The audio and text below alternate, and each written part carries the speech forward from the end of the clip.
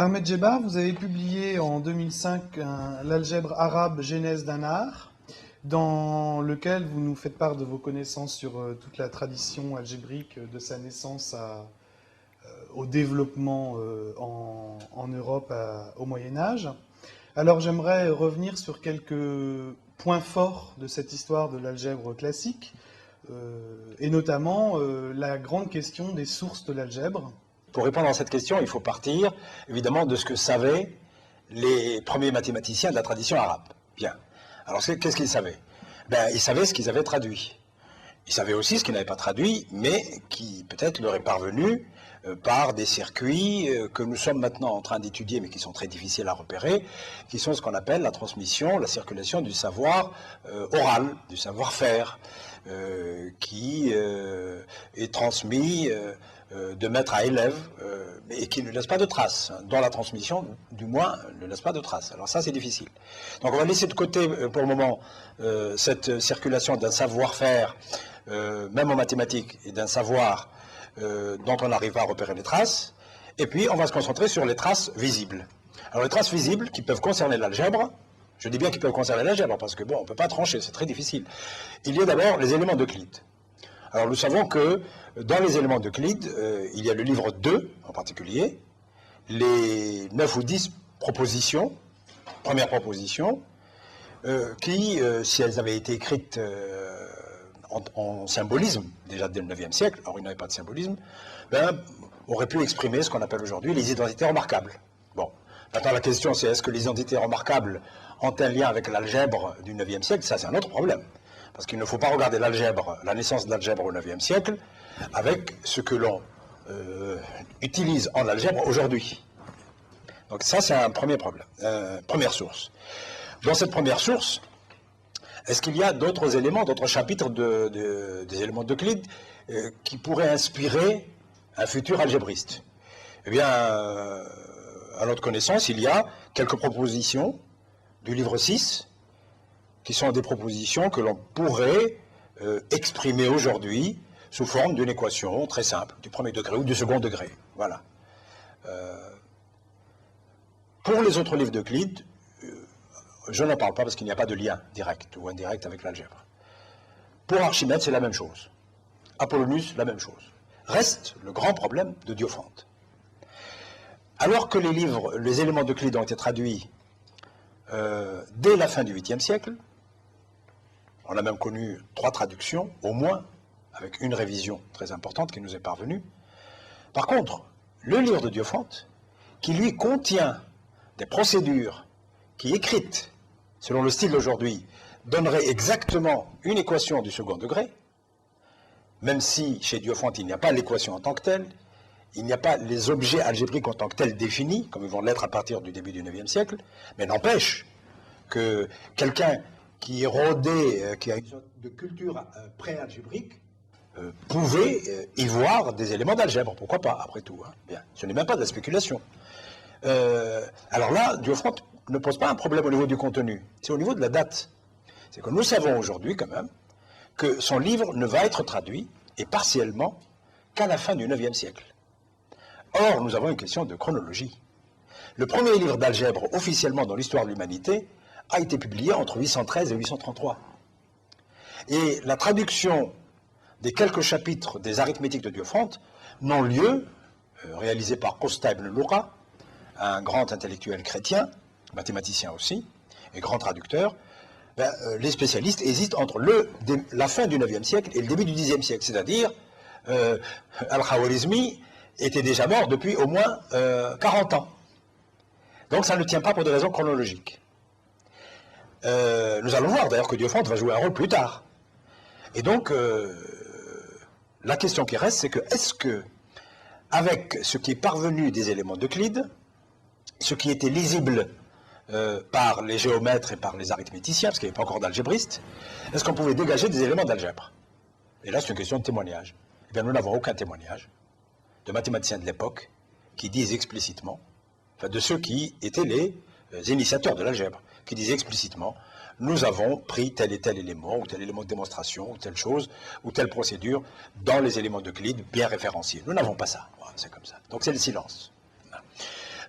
Donc ce silence, et compte tenu aussi de la manière dont fonctionnait la communauté scientifique, nous autorise à dire que les premiers algébristes ne sont pas allés chercher les premiers éléments de l'algèbre chez Euclide. Voilà. Maintenant qu'après on se réfère à Euclide, c'est une autre histoire. D'accord. Mais là, j'essaie de rester au niveau de votre question et de rester dans la chronologie. Très bien. Donc voilà à peu près ce que je pouvais dire.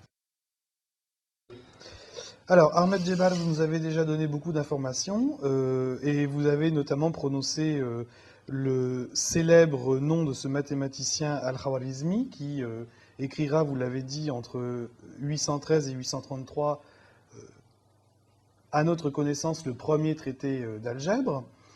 Mais avant de rentrer dans les détails de ce traité et dans l'histoire de son auteur, une question me brûle les lèvres, à savoir la connaissance que nous pouvons avoir d'un héritage possible de la tradition indienne, par exemple de la transmission de la numération décimale de position, en quoi cette numération a pu être utile pour l'algèbre et pour la naissance de cette discipline, etc. Bon, alors là, il y a un problème analogue à celui de la tradition grecque, et puis un second problème différent. Premier problème analogue, c'est que les premiers algébristes arabes sont aussi silencieux en ce qui concerne un éventuel héritage indien dans ce domaine. Bien. Ils ne disent rien. Alors, on ne peut pas les accuser de cacher des choses parce que ce sont eux qui disent explicitement qu'ils ont emprunté le système décimal positionnel, le 0, 1, 2, 3 jusqu'à 9, aux Indiens, et qui ne sont pas les inventeurs. Et c'est même d'ailleurs le même personnage, Al-Khwarizmi, qui va écrire un livre qui est le premier dans la région, qui s'appelle « Livre sur le calcul indien », dans lequel il expose lui-même, il le dit pour la première fois, ce système qu'il considère comme étant un système génial, très utile, etc. Or, pourquoi voulez-vous que, d'un côté, il annonce la couleur, il se réfère à un héritage indien, en calcul, comme d'ailleurs les astronomes vont se référer à un héritage indien en trigonométrie, le sinus et le sinus verse. Et pourquoi voulez-vous qu'au même moment, il se taise et il cache une éventuelle origine indienne de l'algèbre? Surtout que nous savons qu'il y avait réellement une tradition indienne de la pratique algébrique. Pas encore sous forme d'équation en tant que telle, de définition des objets, des outils, de la théorisation, de la démonstration, etc. Mais enfin, il y avait un noyau dur très très important. Eh bien, nous interprétons le silence de la même manière. C'est qu'ils n'ont pas connu, au moment où naît l'algèbre dite arabe, ils n'ont pas encore connu les textes, que l'on trouve d'ailleurs, nous le savons aujourd'hui, dans des ouvrages d'astronomie, les Siddhanta. Ils n'ont pas connu les éléments d'algèbre que l'on trouve en particulier chez Brahmagupta. Voilà. Et donc, en toute bonne foi, leur silence, il faut l'interpréter comme le fait qu'ils ont trouvé les premiers éléments ailleurs. Donc, ni chez les Grecs, ni chez les Indiens. Voilà où on en est pour le moment. Donc on a passé en revue la tradition grecque, on a regardé ce qui pouvait être de l'héritage indien. Bon, on pourrait comme ça se demander, mais alors d'où vient l'algèbre? Il me reste une dernière question quant aux sources possibles de l'algèbre, c'est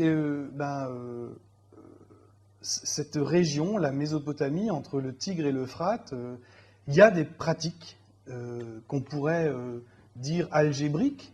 Qu'en est-il alors de la transmission, s'il y a eu transmission, entre... alors là, ce serait plus une transmission géographique, puisqu'on est dans le même lieu, mais une transmission dans le temps entre donc les pratiques mésopotamiennes et les pratiques de l'algèbre arabe entre 813 et 833. Alors là, il y a une réponse, mais elle n'est pas donnée par les Arabes. Là aussi, les premiers algébristes sont silencieux, à la seule différence près, énorme, c'est que les textes vont parler à leur place. Alors, les études comparatives, qu'il n'a été possible de faire qu'après le déchiffrage de certaines tablettes cunéiformes qui contenaient des séries de problèmes que l'on peut aujourd'hui écrire sous forme d'équations du premier et du second degré. Donc, après la connaissance de ces tablettes, leur analyse, après l'étude comparative de ce contenu et du contenu des premiers éléments de l'algèbre dite arabe, qu'on a commencé d'abord à s'interroger sur un lien éventuel, direct ou indirect. Alors, le lien direct était difficile pour une raison très simple, c'est que les Arabes n'ont jamais dit qu'ils avaient connu les tablettes cunéiformes. Et même s'ils les avaient connues, ils n'auraient pas pu les déchiffrer, parce que sinon on l'aurait su. Nous avons des biobibliographes qui parlent de la connaissance, par exemple, des temples égyptiens. Ils parlent même des pillages de certains temples égyptiens, que les Arabes à cette époque aussi voulaient chercher l'or, etc. Et donc on pense qu'ils ont dû fouiller aussi les tombeaux mésopotamiens, la terre, etc., etc. Mais apparemment, c'est le silence radio, totalement. Donc, il reste une autre explication, c'est que comme les faits sont têtus, et que la manière de résoudre un problème de surface, par exemple, dans un texte mésopotamien, comme dans la tablette du British Museum 13901, ou bien la manière de résoudre un problème similaire, même dans la formulation, dans un texte du Xe siècle publié à Cordoue par Ibn Abdoun, eh bien on constate qu'il y a des ressemblances étranges. Au niveau de la manière de poser le problème, au niveau plus fondamental de la non-homogénéité des objets mathématiques qui sont utilisés, qui est une caractéristique mésopotamienne, en tout cas pas grecque. Alors, au niveau des procédures, de l'ordre des procédures pour aboutir à la solution, eh bien, on se dit, il y a là une histoire de famille. Et donc là, maintenant, l'hypothèse qui prévaut chez les spécialistes, c'est que les premiers algébristes, lorsqu'ils ont pensé écrire un livre, en fait, dans le cadre de la dynamique de la science de l'époque, ils ont repris un savoir-faire qui était pratiqué, probablement chez les arpenteurs, essentiellement, et ce qu'ils ont fait, donc le rapport original, c'est d'avoir inséré cet ensemble de pratiques dont ils ne donnent même pas l'origine parce que c'est local pour eux, hein, c'était là. Voilà. Ils vont l'insérer dans ce qu'on pourrait appeler pompeusement aujourd'hui une tentative de théorisation. Voilà, c'est ça qui est bien. Qu'est-ce que c'est que cette tentative de théorisation qui va être un plus par rapport à ce qu'ont fait les scribes mésopotamiens, qui ont en fait entre vous et moi, sur le plan algorithmique, ont fait l'essentiel, qui est bien, de donner la procédure, l'algorithme complet pour résoudre un problème du type premier degré, second degré. Bien, ce que va faire le premier algébriste, ou les premiers algébristes, eh bien, ils vont définir les objets de l'algèbre, les nombres, l'inconnu et la racine de l'inconnu. Je dis bien l'inconnu et la racine de l'inconnu, non pas le contraire. Il n'y a pas encore la notion de puissance. Ils vont définir l'équation, les équations, ils vont donner les équations de l'époque, et ils vont donner l'algorithme, tout ça a priori, avant d'aborder les problèmes. C'est-à-dire, contrairement à la démarche mésopotamienne, où le problème était mêlé avec l'algorithme. Bien.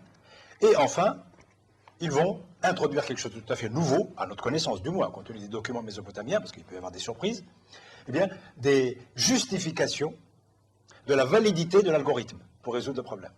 Et ces justifications sont des justifications de type hypothético-déductif, plutôt déductif. D'accord ? Ces justifications introduisent la géométrie dans l'algèbre dès la naissance de l'algèbre. Ça, c'est un élément très important. Et puis enfin, dans le même livre, eh bien, il y aura un domaine d'application. Donc cet ensemble de choses nous autorise à dire qu'il y a un début de théorisation et surtout la naissance d'une nouvelle discipline.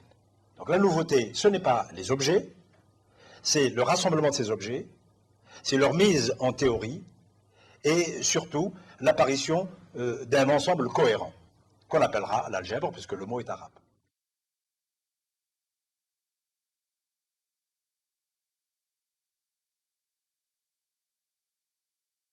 Donc on arrive clairement sur le traité d'algèbre d'Al-Khawarizmi, dont vous venez de décrire finalement une grande partie de son travail, enfin de son ouvrage. Alors, Al-Khawarizmi, c'est qui? Et qu'est-ce qu'il fait et pourquoi doit-on, dès le collège, retenir ce nom? En fait, à son époque, il était beaucoup plus connu comme astronome, grand astronome, devant l'Éternel. Et il faisait partie de cette équipe qui avait été sollicitée par quand même le calife, l'empereur des musulmans. Il faut bien situer le contexte, qui dirigeait quand même un empire intercontinental sur 3 continents et qui s'étendait de Samarcande à Saragosse et très vite de Palerme jusqu'à Tombouctou.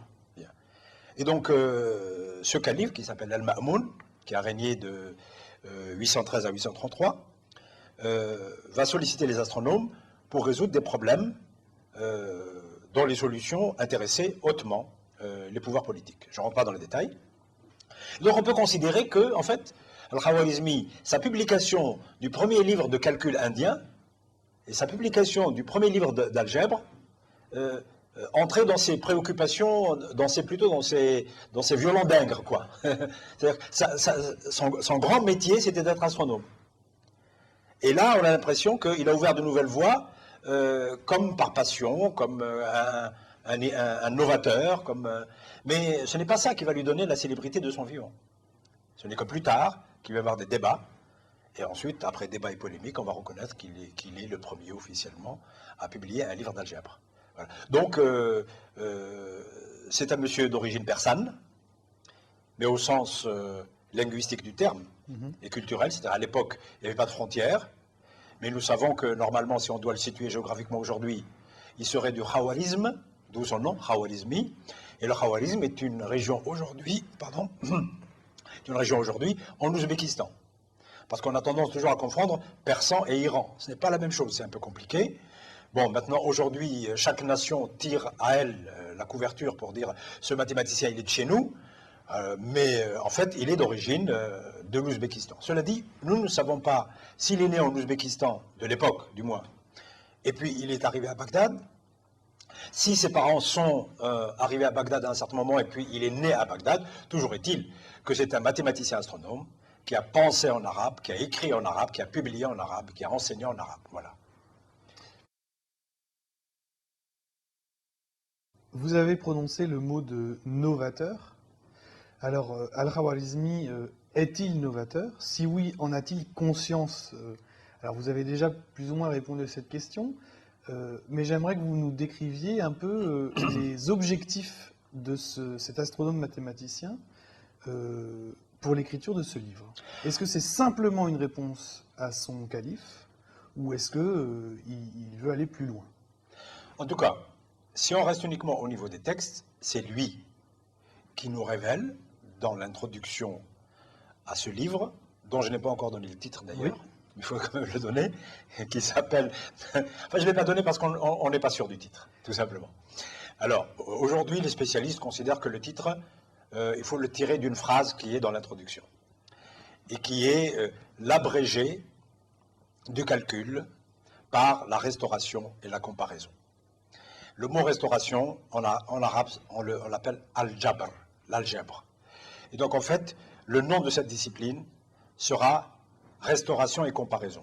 On dira toujours la discipline, l'art de la restauration et de la comparaison. On dira al-jabr wal-muqabala. Et on le dira même en Europe, même entre le XIIe siècle et le XVe siècle. On va garder les deux termes arabes. Par exemple, lorsque ce livre va être traduit en latin, on va l'appeler Liber Algebra et Muqabala, en gardant les deux mots arabes. Bien.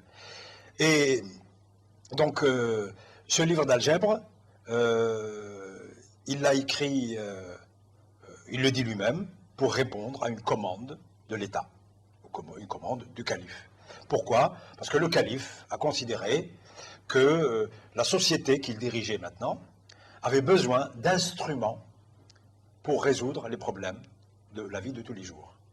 Ce qui est tout à fait crédible et vraisemblable, parce que les hommes politiques, quand ils dirigent une cité, ils ont besoin que les scientifiques leur donnent des réponses aux problèmes qui se posent. Jusqu'à aujourd'hui. C'est la raison pour laquelle, d'ailleurs, jusqu'à aujourd'hui, ce sont plutôt des problèmes de géostratégie, des problèmes militaires, de technologie militaire, qui sont financés et qui sont les noyaux des commandes que l'on fait aux scientifiques. À l'époque, c'était la même chose.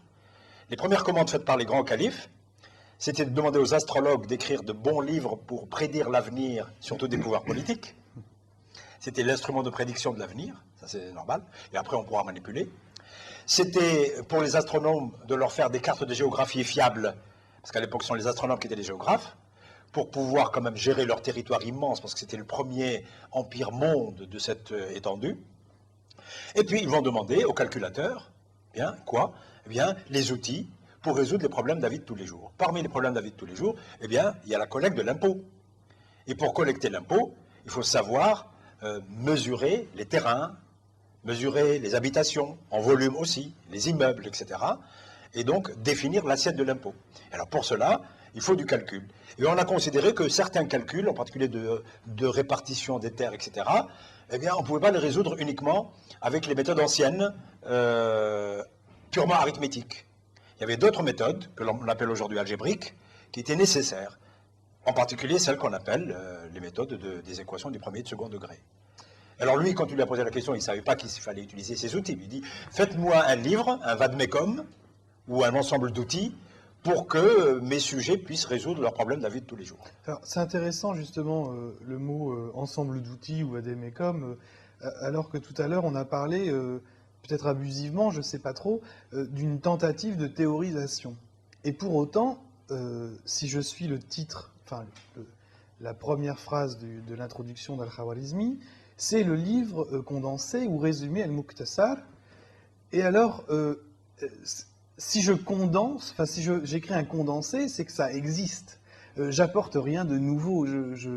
J'écris en quelques papiers, en quelques feuilles, ce que je fais tous les jours ou ce qu'on fait tous les jours à côté de moi pour faire effectivement un pense-bête ou pour dire voilà les outils dont vous avez besoin pour répondre à tel problème, vous pourrez les trouver ici. Alors pourquoi un tel condensé, un tel résumé arrive à ce statut d'un traité qui est quand même, vous le dites, l'acte officiel de naissance de l'algèbre? La réponse est dans une chanson de Jacques Brel. C'est parce que c'est un monsieur qui, au IXe siècle, a su faire du neuf avec du vieux. Et la nouveauté, ce n'est pas seulement inventer des choses, découvrir des choses. C'est de créer une théorie. Une théorie, c'est en fait, c'est toujours une théorie par définition même. Ça part d'éléments existants.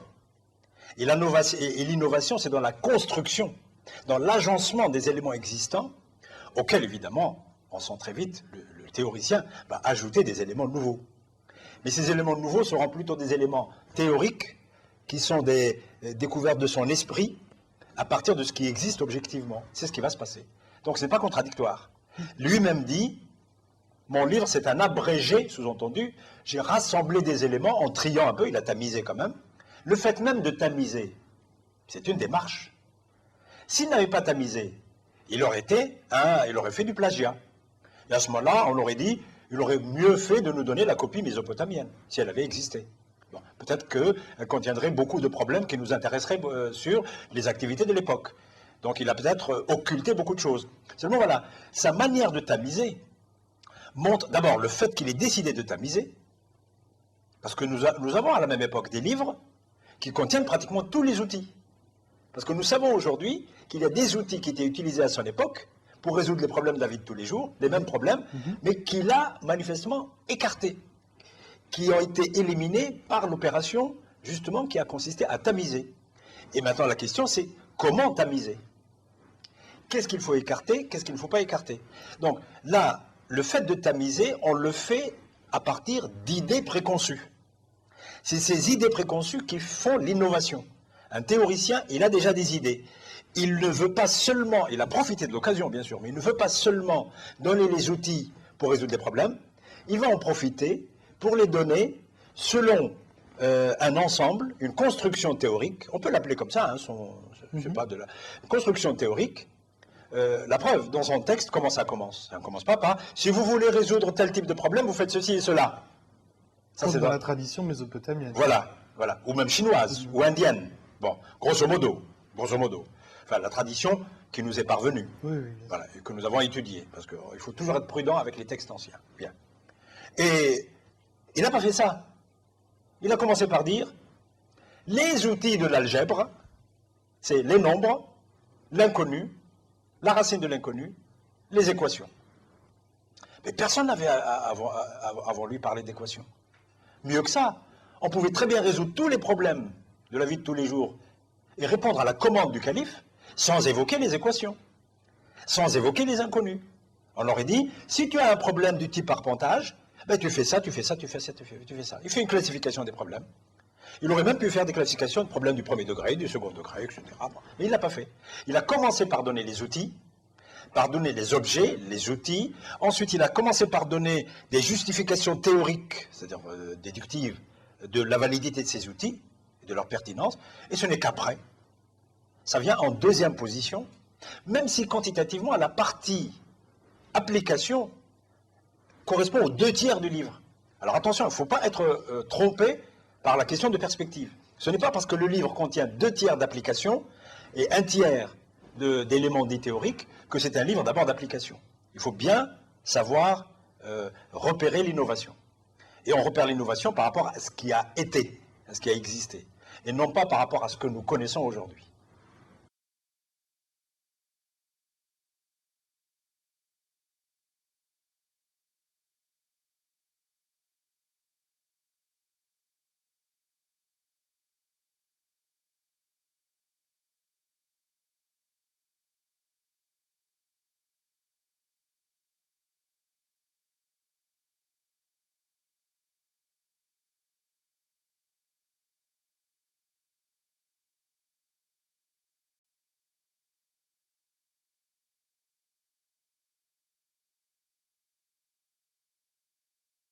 Je reprends, effectivement, c'est un ouvrage où 1/3 est consacré à une théorisation des équations de degré inférieur ou égal à 2.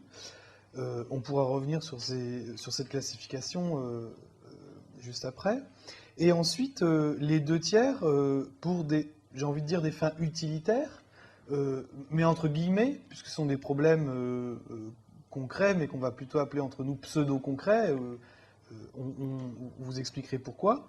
Est-ce que vous pourrez nous dire dans quel domaine d'application Al-Khawarizmi prend ces problèmes?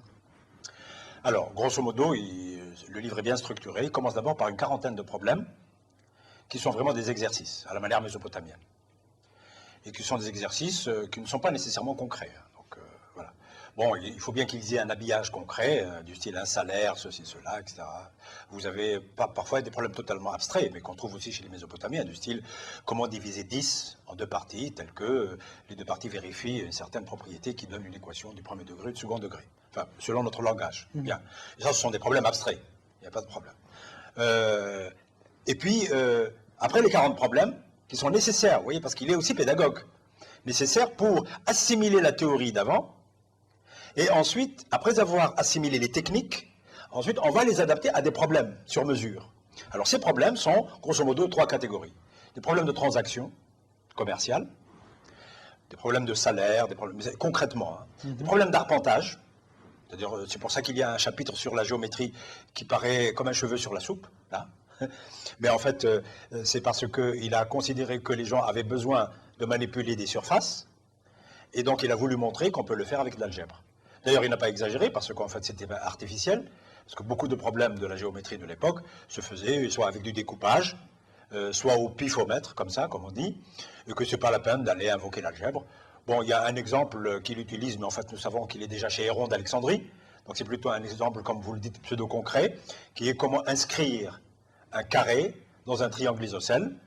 Et c'est vrai qu'on peut le faire d'une manière arithmétique, on peut le faire d'une manière géométrique aussi, mais d'une manière algébrique, c'est beaucoup plus souple. Voilà. Son argument, ça sera la souplesse. Il ne le dit pas explicitement comme ça. Et puis, la troisième partie, qui est encore la plus importante dans la partie application, c'est la partie héritage, répartition des héritages. Alors là, ce n'est pas seulement des problèmes pseudo-concrets. Parce qu'il pose vraiment des problèmes de répartition des héritages tels qu'on les trouve dans les textes juridiques. Donc cette partie fortement liée à une tradition cultuelle et culturelle de la tradition islamique. Absolument. En fait, les héritages ont existé avant l'islam. Toutes les sociétés qui ont des surplus, comme on dit, hein, en termes économiques, ont eu pour leurs défunts à répartir l'héritage du défunt. Ça, c'est clair. Et donc, on le répartit selon les règles de la société. Mais en dehors des règles de la société, parce que chaque société définit ses règles, par exemple, les frères, en Europe, pendant longtemps, c'était uniquement le droit d'aînesse, donc là, il n'y a plus d'héritage. Hein. Ou bien, à ce moment-là, c'est la fille qui a la moitié du garçon, ou bien le tiers du garçon, ou bien la belle-mère, elle a un tiers, ou un dixième, ou elle n'a rien du tout. Bien. À partir de là, chaque religion ou chaque société a ses divisions, mais ce n'est pas fini. Ensuite, les choses sont tellement compliquées qu'il faut introduire des opérations. Ces opérations, pendant longtemps, étaient arithmétiques. Et puis, on a convaincu les utilisateurs que l'algèbre est un instrument plus efficace, plus efficient, plus, je ne sais pas moi, plus rapide, plus automatique. Peut-être que ce n'était pas vrai à 100%, mais vous savez, le rôle de la science, c'est aussi de convaincre les autres de son utilité. Et là, on n'en a pas parlé, mais toute l'idéologie de la science, les Arabes vont la cultiver d'une manière aussi redoutable que les Grecs. Beaucoup moins que les Chinois et les Indiens et les Mésopotamiens, qui eux étaient, d'après ce que nous savons, des praticiens, ils avaient des outils, ils les utilisaient, sans trop de discours. Là, les Arabes ont appris à être bavards comme les Grecs. Et donc, non seulement ils utilisent les outils des autres, ils les perfectionnent, mais ensuite, ils vont dire pourquoi ils sont bons. Ce qui est fort intéressant pour un historien des mathématiques comme vous. Absolument. Et là, c'est intéressant. Pourquoi ils sont bons et pourquoi les outils du voisin ne sont pas bons. Ça aussi, parce qu'il y a un élément de polémique. Bien. Et puis, il y a une hiérarchisation des outils et des disciplines. Bref, ça, c'est juste une petite parenthèse. Et donc là, il y a des problèmes concrets. Effectivement, une bonne partie que l'on peut résoudre avec les méthodes anciennes. Bien, ce sont les mêmes types de problèmes.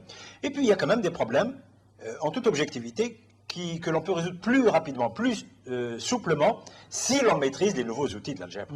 Et là se pose alors le problème de l'enseignement de l'algèbre. Et ça, c'est l'histoire de l'algèbre qui va commencer. Très bien. Alors, avant de commencer l'histoire de l'algèbre après Al-Khwarizmi, est-ce qu'on peut revenir sur les équations d'Al-Khwarizmi, sa classification? Oui. Et j'ai quand même une question, puisqu'on a parlé de la mathématique grecque, et notamment d'Euclide. Oui. Est-ce que, et vous avez dit que la géométrie, dès la naissance de l'algèbre, était présente dans les traités. Alors, sous quelle forme? Est-ce que Euclide était clairement nommé? Est-ce que les méthodes euclidiennes, hypothético-déductives, pour faire vite, étaient clairement nommées dans les traités arabes? Sous quelle forme? Là, je vais être iconoclaste. Hein. On n'a pas besoin d'Euclide. Au IXe siècle, en algèbre, on n'a pas encore besoin d'Euclide.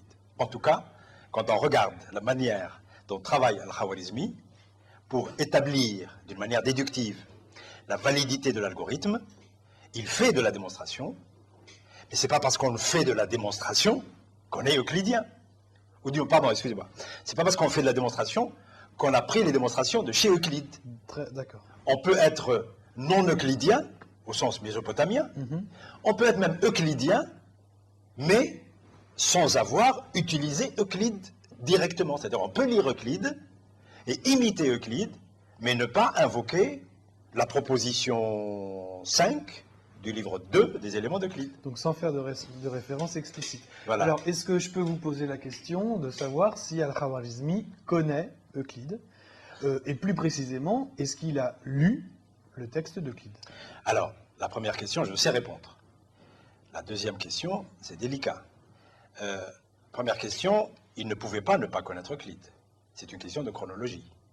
La première traduction des éléments d'Euclide a eu lieu au dernier tiers du 8e siècle, du vivant de Haroun al-Rachid, qui a régné de 785 à 809. Nous le savons parce qu'elle est dédiée à ce calife. En supposant d'ailleurs qu'il faille négliger la première traduction qui aurait été faite à la demande d'Al-Mansour, qui est le grand-père de Haroun al-Rachid, qui a régné de 754 à 775. Mais comme on n'a trouvé aucune trace, donc les historiens ne la considèrent pas encore, pour le moment. Bien. Mais si on considère uniquement la deuxième, ou la première effective, faite par Al-Hajjaj, eh bien, le calife Haroun al-Rachid a régné de 785 à 809, Al-Khwarizmi est né en 780. C'est important. Il va avoir 20 ans, donc en 800. Et donc en 800, il a au moins connu la première version des éléments d'Euclide, traduction d'Al-Hajjaj.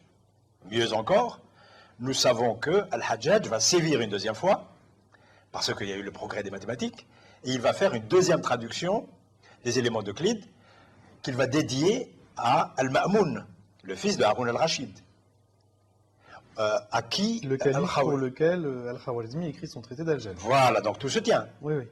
Donc s'il a raté le coche la première fois, Al-Khawarizmi, il ne pouvait pas ignorer la traduction, la deuxième traduction.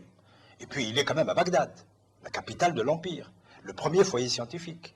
Il est même la maison de la sagesse. C'est ce que j'allais dire, voilà. Pardon. Donc il est même un élément, un pilier de la maison de la sagesse, qui est une institution officielle où il y a la fine fleur de la science. Il est impossible, inconcevable, qu'on ignore le contenu de la traduction des éléments d'Euclide. Bon, ça c'est une chose. Mais de là à utiliser Euclide immédiatement, surtout comme consommation, non pas dans des livres de très haut niveau théorique, mais dans un livre qui se prétend uniquement un manuel pour résoudre les problèmes de la vie de tous les jours, ça, c'est autre chose. Alors, nous pensons maintenant que, connaissant les éléments d'Euclide, on peut supposer qu'il a pu être inspiré par le fait même qu'il y ait des démonstrations d'Euclide, par le fait même que, pour justifier une activité mathématique, il faut la justifier par la démonstration.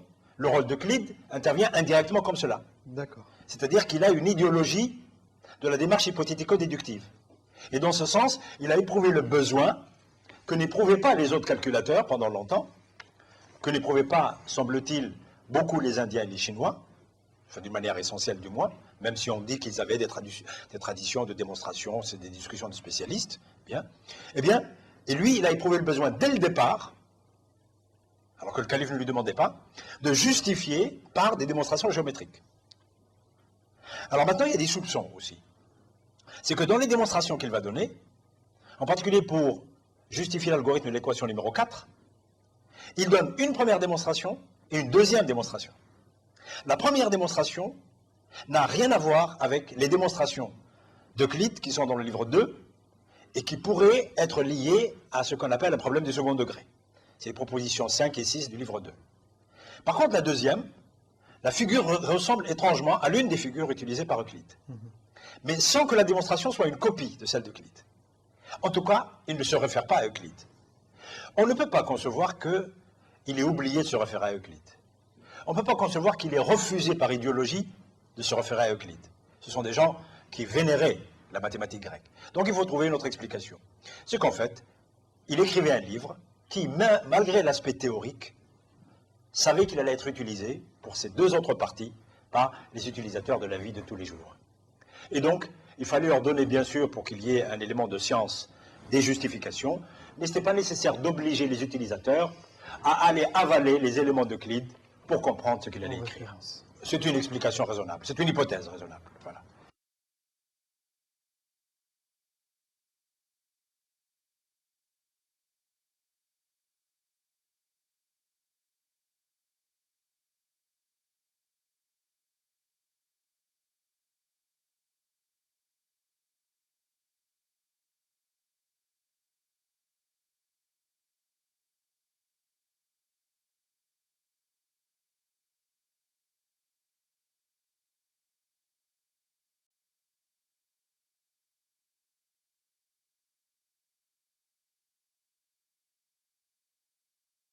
Donc l'algèbre est née. On va pouvoir se lancer un peu maintenant dans la découverte de son développement. Tout d'abord dans l'Orient musulman, et puis progressivement on va se diriger vers l'Occident musulman, puisque vous avez dit que l'empire est vaste, de Samarcande à Saragosse. Donc on va rester plutôt du côté de Samarcande et on va aller du côté de Saragosse dans une deuxième partie. Alors, est-ce que vous pouvez, avant de rentrer dans les détails, nous dresser un panorama général du développement de l'algèbre à partir de cette période, 813-833, jusqu'au Xe siècle, où là on va parler d'un nouvel algébriste qui est égyptien, Abou Kamil. Bon, il n'y a pas grand-chose à dire, justement, entre la mort d'Al-Khawarizmi et l'avènement d'Abou Kamil. qui est mort en 930. Al-Khwarizmi est mort en 850. 850-930, il y a 80 ans. En fait, 1930, c'est la date de la mort du deuxième, qui est un grand mathématicien. Donc il a produit probablement quand il était jeune. Donc on peut dire qu'il y a 50 ans d'écart, disons, ou même moins, 40 ans d'écart. Bon, pendant ces 40 ans, qu'est-ce qui a dû se passer? Qu'est-ce qui s'est passé d'abord? Nous ne savons pas grand-chose. Qu'est-ce qui a dû se passer? On peut spéculer, mais raisonnablement. On est des gens sérieux, quand même. alors, on peut supposer que, ne serait-ce que par analogie féconde, que le livre a d'abord soulevé des débats. Et le premier débat qu'a soulevé ce livre, ce n'était pas un débat scientifique. C'était un débat de priorité. Ça, c'est intéressant. Déjà à l'époque. Ah oui, oui, oui. Dès le départ, ou disons peut-être une décennie après, ou peut-être du vivant même de Al-Khwarizmi, une polémique a éclaté sur est-ce que vraiment Al-Khwarizmi est le premier? C'est le père de l'algèbre. Est-ce qu'il n'y aurait pas d'autres qui ont eu la même idée, mais qui, n'ayant pas les mêmes relations avec le pouvoir, suivez mon regard, voilà, ou qui ne passaient pas à la télévision de l'époque, hein, il n'y avait pas de télévision, mais il y avait les journalistes, c'était les poètes, c'était les propagandistes, etc. C'était la cour, les gens de cour, qui disaient voilà le premier ceci, voilà le premier, voilà le second et le troisième. C'est fichu si vous n'êtes pas le premier. Pourquoi? Parce que quand on est le premier, on a les grâces du pouvoir, on a aussi les subventions, sonnantes et trébuchantes. Ce sont des êtres humains, vous savez. Là, on parle que d'algèbre, de théorie, etc., etc. Mais toute cette mathématique, c'est œuvre humaine. Voilà, ça, ce n'est pas Dieu qui l'a dicté. On le ressent assez bien aujourd'hui. Ah, bah oui, absolument. Et alors, ce monsieur, il a eu la chance, en fait, de publier son livre quand il était déjà au zénith, pour d'autres raisons que l'algèbre. Et si quelqu'un d'aussi génial que lui, peut-être plus jeune encore, et peut-être n'ayant pas le statut même sociologique de celui-là qui est un persan à Bagdad, qui représentait l'aile persane qui soutenait le pouvoir politique. Ça, c'est une longue histoire. Et qu'il n'est peut-être que d'origine turque. Allez, prenez un exemple, je ne prends pas au hasard. Et qu'il s'appelle en plus Ibn Turk, le pauvre. Abdelhamid Ibn Turk. Voilà. Un illustre inconnu, mais qui brusquement montre qu'il est génial parce qu'il va publier un livre. À peu près à la même époque. Qu'est-ce qui va se passer d'après vous? D'après vous, les médias vont dire celui-là, il a plagié le maître. Ou alors ils ne vont rien dire parce que c'est peut-être lui le premier. Mais après la mort des deux, on va commencer à réécrire l'histoire. Pour des tas de raisons, parfois pour des raisons idéologiques, pour des raisons de partisanes, de clans. Voilà. Il y a le clan pro-turc, disons, le clan pro-arabe, le clan pro-persan. Bon, pour une fois, les Arabes n'ont rien à voir dans cette histoire, donc vous allez voir, ils vont intervenir après, comme des arbitres, pour une fois, alors qu'ils avaient le pouvoir. Oui. Et alors on va dire bon, alors, il faut trancher. L'histoire donc, est réelle. Le livre a été publié à la même époque. Celui qui a soulevé la polémique, c'est son petit-fils, qui s'appelle Ibn Barza. Et c'est confirmé par ce qu'on a découvert, il y a une trentaine d'années, par un grand chercheur, historien des sciences turc, Saïli, M. Aydin Saïli. Et on a découvert un chapitre important de ce livre perdu. Et ce chapitre, on l'a comparé avec le chapitre d'Al-Khwarizmi, et il s'avère qu'il est mieux structuré, qu'il est mieux écrit, et qu'il est plus rigoureux du point de vue internaliste. Et alors là, ça devient encore beaucoup plus sérieux. Et on s'est reposé la question, en tant qu'historien des sciences. Alors on est allé chercher les témoignages. On a trouvé le témoignage du petit-fils, bien sûr. Et puis on a quand même trouvé un témoignage du monsieur dont on parlera tout à l'heure. C'est Abou Kamil. Alors lui, il est arabe. Ou du moins, il est très loin de la bagarre. Il est d'Égypte. Il se dit arabe. Et on lui a posé la question, et puis il a répondu dans un témoignage qui nous est parvenu, quand même. Il a répondu que, selon lui, après avoir étudié tous les aspects de ce problème de polémique, il considère, en toute objectivité, dit-il, que le premier qui a produit un livre d'algèbre, c'est Al-Khwarizmi. Et alors, ce qui est intéressant historiquement, c'est qu'à partir du moment où Abou Kamil l'a parlé, après, nous ne trouvons plus de traces de ce débat et de cette polémique. On a considéré, la communauté scientifique a admis, ça c'est important, le rôle de la communauté scientifique. Vu le statut d'Abou Kamil, on a considéré que, on a décrété que le père de l'algèbre, c'est Al-Khwarizmi. Jusqu'au jour où on découvrira peut-être des témoignages. D'abord, le livre entier d'Ibn Turk, et puis d'autres témoignages. Alors, pour revenir à votre question, ces autres témoignages ne peuvent venir que de ce qui a été écrit en algèbre pendant le 9e siècle. Mhm. Eh bien, cette période, nous ne la connaissons pas. Nous connaissons, grâce au biobibliographe Ibn Nadim, qui a écrit un livre qui s'appelle le Catalogue, Al-Fihrist. Ibn Nadim est mort vers la fin du Xe siècle.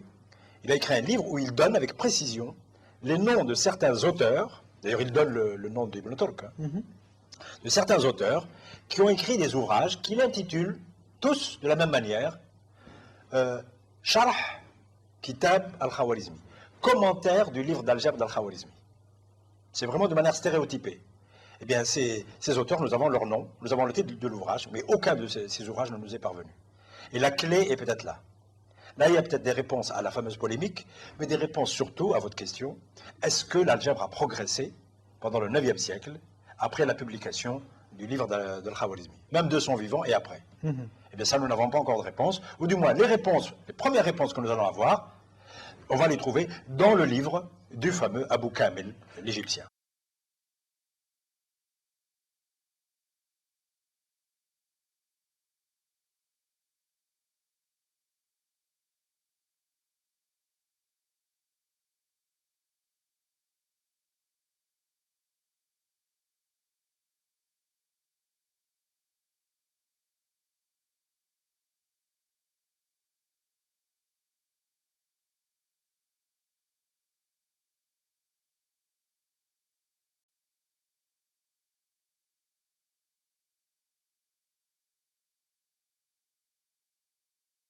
Vous nous avez parlé déjà du mathématicien égyptien Abou Kamil du Xe siècle, mort en 930. Pardon. On ne va pas s'attarder sur le commentaire au livre d'Al-Khawarizmi, mais plutôt sur maintenant les innovations des mathématiciens après Al-Khawarizmi. Tout à fait. Alors en quoi ce Abou Kamil est-il novateur après la théorie algébrique d'Al-Khawarizmi? Eh bien, c'est à notre connaissance maintenant, puisqu'on est tributaire des documents quand même. Ces livres sont les premiers dans l'histoire de l'algèbre qui, disons, abordent de nouvelles orientations, du moins un de ces livres, tout en alimentant la première orientation dans un autre livre. Il a écrit 3 livres en algèbre. Le premier livre, le plus important, qui s'appelle le livre complet en algèbre, il contient un approfondissement de ce qu'a fait le Khawarizmi, du style, les équations sont toujours des équations du premier et du second degré, mais les coefficients maintenant, alors que le Khawarizmi utilisait les entiers, des fractions et une fois ou deux racines de 2, par exemple, là les coefficients chez Abou Kamil sont n'importe quel nombre irrationnel qu'on appelle aujourd'hui quadratique, biquadratique, c'est-à-dire racine de racine, etc. Pourquoi ça ne le gêne pas? Parce que nous sommes au début du Xe siècle, et parce qu'il y a eu maintenant un siècle qui est passé après les traductions des éléments d'Euclide, après l'enseignement, le commentaire, l'arithmétisation, avec beaucoup de guillemets, en particulier du livre 10 des éléments d'Euclide, qui expose les grandeurs irrationnelles, les grandeurs commensurables et incommensurables, du moins avec le langage euclidien. Bien, ces grandeurs commensurables et incommensurables vont devenir petit à petit, grâce à des initiatives de mathématiciens, dont Al-Mahani, au IXe siècle, et d'autres, vont devenir de plus en plus plutôt des nombres, si j'ose dire, en termes modernes, mais des nombres dont on ne peut pas donner encore la définition exacte, mais on va les manipuler comme des nombres.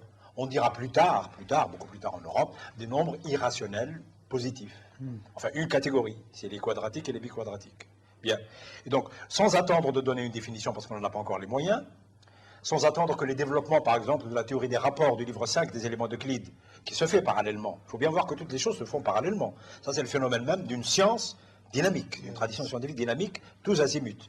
Alors bon, bien, on avance. Et là, Abou Kamil va utiliser cette avance. Ces innovations, qui ne sont même pas justifiées d'ailleurs, parce que vous savez, les savants, quand ils essayent d'innover, eh bien, ils vont en avant et ils laissent ensuite d'autres gens consolider un peu leurs innovations. Et Abou Kamil donc va avoir à introduire, lui, le premier semble-t-il, à généraliser un peu plus les équations. Il parle de monômes de degré 3, de degré 4, même s'il ne les manipule pas dans les équations. Ça, c'est aussi nouveau. Et il introduit surtout des équations très compliquées parce que les coefficients sont horribles et les résultats sont des résultats exprimés dans des nombres qui sont des racines de racines, etc. Et tout cela sans symbolisme. Voilà, donc ça c'est un premier rapport.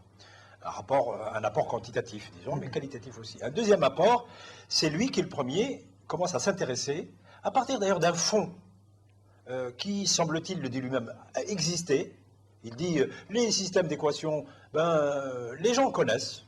Et nous, il nous semble que c'est un des héritages qui serait peut-être venu d'Asie cette fois-ci, parce qu'on reconnaît certains types de problèmes qu'on trouve chez les Chinois, chez les Indiens. C'est ce qu'on appelle les problèmes d'oiseaux. Alors, ces problèmes d'oiseaux, comme les problèmes des dizaines, on les reconnaît dans la tradition mésopotamienne, les problèmes d'oiseaux, on les reconnaît. Il s'agit toujours de, ayant 100 dinars, comment acheter 100 volatiles de 4 espèces ou de 3 espèces, sachant que le prix de chaque type de volatile, chaque espèce, est tant. Et alors, ça donne des systèmes d'équations. Voilà, avec des inconnus qui vont de 2 jusqu'à 3, jusqu'à 4. Et le seul problème, c'est qu'il va étudier des problèmes des systèmes d'équations, non pas des systèmes généraux, mais des systèmes d'équations dont les solutions doivent être entières. Donc le pauvre, il démarre avec des choses trop difficiles. Il ne s'agit pas uniquement d'appliquer les outils de l'algèbre d'Al-Khwarizmi en l'adaptant à un nouveau domaine, un nouvel objet, qui sont les systèmes d'équations, mais il faut chercher les solutions entières parce qu'il faut acheter des poulets vivants, des pigeons vivants, etc. Tout simplement. C'est un problème concret, mais en fait qui ouvre une orientation nouvelle. Eh bien, c'est lui le premier, donc, en voulant utiliser les outils de l'algèbre pour les étendre à un sujet nouveau, introduit quelque chose qui va être embryonnaire au départ, qui n'a rien à voir avec l'algèbre, eh bien, les premières démarches combinatoires en mathématiques. Parce qu'il faut résoudre ce problème en introduisant quelques démarches élémentaires de combinatoire. Voilà. Donc voilà, grosso modo, l'apport de Abou Kamel, auquel on peut ajouter des tentatives de sa part de se libérer, mais pas complètement, de l'homogénéité des grandeurs, qui est quelque chose de sacro-saint chez les Grecs. Et là se pose d'ailleurs la question, très très très importante chez les historiens. Comment se fait-il que, d'un côté, nous savons que des textes arabes de mathématiques, dont celui de Cordoue que j'ai déjà évoqué au Xe siècle, contiennent des problèmes qui ne tiennent pas compte de l'homogénéité au niveau des énoncés. Ils disent, vous avez un carré, vous lui ajoutez 3 fois son côté, ça donne 55. Chez un grec, on n'ajoute jamais un côté à un carré, ça n'a pas de sens, il y a l'homogénéité. Eh bien, Abou Kamel reste très grec. Mais dans la manipulation des démonstrations pour justifier l'existence des solutions, eh bien, il n'utilise pas que des surfaces. Il mélange les surfaces et les côtés. Et donc là, ce n'est plus orthodoxe, si j'ose dire, au sens grec du terme. Donc il y a une ouverture. Alors cette ouverture, eh bien, va créer aussi une nouvelle orientation, dont on trouvera les résultats beaucoup plus tard en Occident musulman. Voilà l'apport à peu près d'Abou Kamel, au vu des documents qui nous sont parvenus. Alors, cet embryon, comme vous l'avez dit, des systèmes d'équations, on le retrouve chez d'autres auteurs. Alors ça va se continuer. Bon, ce n'est pas une question d'individu, donc c'est vraiment une tradition. Et en particulier, un de ceux qui va développer ces systèmes d'équations, c'est Al-Karaji, qui est mort en 1029.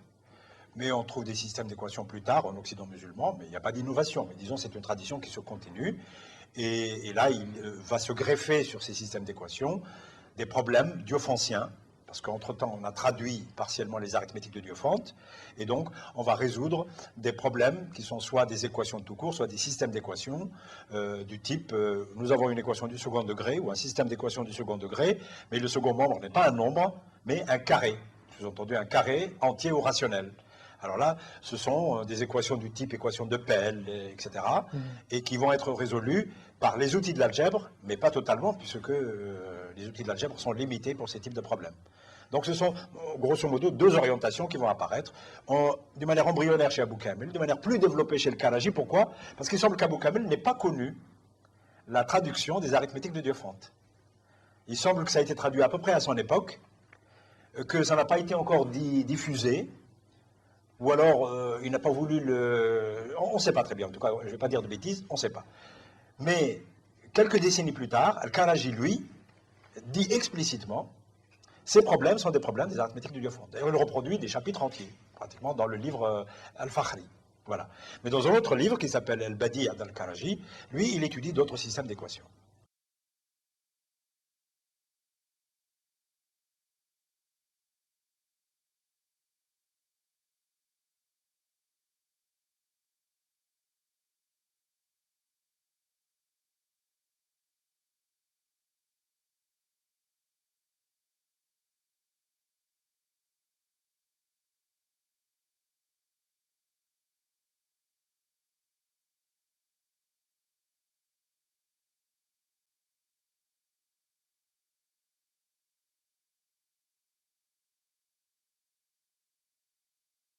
Alors aujourd'hui, quand on apprend l'algèbre au collège et on passe très rapidement au lycée avec les monômes et les polynômes, alors est-ce que les polynômes existent dans la tradition arabe? À quel moment ces polynômes apparaissent et sous quelle forme? Parce que jusque-là, en connaissant un peu les textes arabes et surtout un peu l'histoire du symbolisme mathématique, il est évident, et vous l'avez dit, que les textes dont on parle sont dépourvus de symboles. Ce Tout à fait. sont des mathématiques rhétoriques, des mots après des mots et après des mots. Alors, comment les polynômes ou la théorie des polynômes apparaît-elle et pourquoi? Alors, de toute façon, hein, les polynômes en tant que tels apparaissent avec l'apparition de l'algèbre, au sens d'Al-Khawarizmi. Pourquoi? Sauf qu'ils n'apparaissent pas de manière autonome. La chose importante, c'est quand vont-ils apparaître de manière autonome et quand ils vont devenir eux-mêmes, seuls, indépendamment des équations, des objets d'étude. C'est ça qui est intéressant. C'est ce saut qualitatif qu'il faut expliquer. Mais sinon, dès le premier livre d'algèbre, le livre d'Al-Khawarizmi, bien à partir du moment où Al-Khawarizmi définit les 6 équations, eh bien il y a des monômes, et il y a les premiers polynômes. Et les premiers polynômes, eh c'est dans l'équation 4, 5, 6, il y a des polynômes avec 2 monômes, puisqu'il y a, par exemple, ax2 plus bx égale c, ax2 plus c égale bx. Sauf que c'est toujours des éléments d'une équation. C'est solidaire. Le premier, connu, parce que lui-même dit qu'il n'est pas le premier. Mais les documents sont perdus. Mais oui. Premier connu, qui parle explicitement des polynômes indépendamment des équations. En se référant d'ailleurs à Al-Khawarizmi comme ayant été celui qui a étudié le premier les équations. Donc il n'est pas bête, hein, il sait très bien que c'est lié. Le premier, c'est Ibn Sinan Ibn al-Fath. Ce monsieur est du Xe siècle, probablement après Abu Kamil, et il dit explicitement, il revendique la paternité d'une démarche nouvelle, qui est la chose suivante, c'est la première fois qu'on généralise la notion de polynôme en disant qu'il peut y avoir des polynômes, on dirait aujourd'hui, de degré n.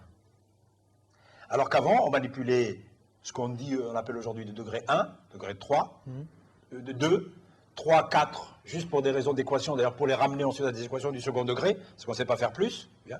Mais là, le monsieur dit, eh bien, les polynômes sont de degré n'importe lesquels. Pourquoi il fait ça? Parce que, en fait, son souci, ce n'est pas les polynômes. Mais c'est venu naturellement, par nécessité. Son souci, c'est toujours la tradition d'Al-Khawarizmi. Vous savez, il n'y a pas de mathématicien génial qui brusquement se réveille un jour, dans toute l'histoire de l'humanité, et qui dit « je vais inventer une théorie ». Il part de ce qui existe, et puis il voit que ce qui existe doit être étendu parce qu'il y a des problèmes qui se posent, soit de manière théorique dans la communauté scientifique, soit parce qu'il y a des problèmes nouveaux qui se sont posés chez les astronomes, chez les physiciens, et ils sont posés aux mathématiciens après. Voilà, et on leur demande des outils, comme aujourd'hui d'ailleurs. Vous savez, il faut parler de la modernité de la pratique scientifique au 9e siècle, 10e siècle, il ne faut pas avoir peur. Hein. Voilà. Et donc, qu'est-ce qui va se passer? Il va considérer que il n'est pas normal de rester uniquement avec une famille d'équations qui ne contient que 6 éléments. Parce que dans la pratique, ils ont commencé à découvrir des équations qui avaient 3 éléments, 4 éléments, même si elles étaient réductibles, ces équations, à des équations de premier et second degré. Alors ils se sont dit, mais est-ce qu'on peut aller plus loin? Alors comme ils étaient limités par la technique de résolution, ils se sont dit, est-ce qu'il y a des équations de degré quelconque, mais que l'on peut quand même résoudre par les outils d'Al-Khawarizmi? Et donc, est-ce qu'il n'y a que les 6? Eh bien, on a très vite trouvé qu'il y en avait beaucoup, mais qu'on pouvait, par 2 opérations, que nous appelons aujourd'hui la simplification, quand on a une équation, ou bien qu'on appelle aujourd'hui le changement de variable. Alors ces deux opérations vont être inventées dans l'algèbre arabe par nécessité pour ramener une famille infinie d'objets qui existent dans la nature à uniquement aux 6 modèles. Ça, c'est une opération quand même théorique, nouvelle. Eh bien, Sinan ibn al-Fath revendique la paternité de cette généralisation. C'est le premier qui étudie une classe d'équations en nombre infini qui est réductible aux 6 équations canoniques d'Al-Khwarizmi. Donc il a en fait 6 classes infinies. Il y a la classe des équations réductibles à la première, la classe des équations réductibles à la deuxième, etc., etc. Eh bien ça, c'est un pas très important dans la généralisation de la notion d'équation, mais dans l'apparition de la notion de polynôme de degré quelconque, et surtout dans l'apparition de l'étude des polynômes en tant que tels. Mais lui, il ne fait pas plus. Voilà. Et c'est quelqu'un qui va venir après lui, qui va prendre ces polynômes maintenant, qui va les dissocier des équations, et qui va dire, eh bien, il faut savoir les manipuler. Mais ça aussi, en fait, son origine est chez le Khwarizmi. Parce que le Khwarizmi apprend au calculateur à manipuler les monômes, à les mettre à droite, à gauche, à ajouter, à multiplier, à faire des identités remarquables. Mais ça, c'est quand même une manipulation de polynômes. Mais ça restait jusqu'au degré 2. Bien. Et puis, sauf que, avec la généralisation de la notion d'équation et de polynôme, eh bien, les manipulations deviennent plus compliquées. Et donc, ça devient... Alors, à ce moment-là, on a posé un problème concret, et qui est aussi théorique.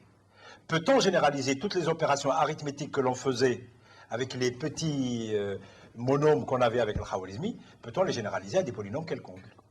Et c'est comme ça qu'on a commencé l'étude chez le Karaji, dans un livre perdu, et reprise par Samoal, qui est un mathématicien mort en 1175, mais d'ailleurs qui n'attribue pas, qui s'attribue pas la paternité de la notion de polynôme, mais qui va s'attribuer la paternité quand même de l'extension des opérations. Alors qu'est-ce qui va se passer? C'est ce qu'on appelle l'extension des opérations arithmétiques à cet ensemble d'objets qui sont les polynômes. Alors, les polynômes en eux-mêmes sont des objets nouveaux, bien, issus des équations qui sont des objets nouveaux, pardon.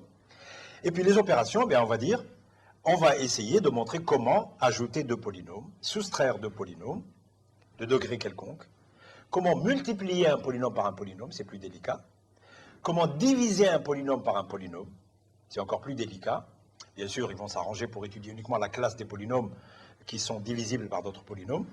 Et enfin, on trouve même chez Samoal comment prendre la racine carrée d'un polynôme.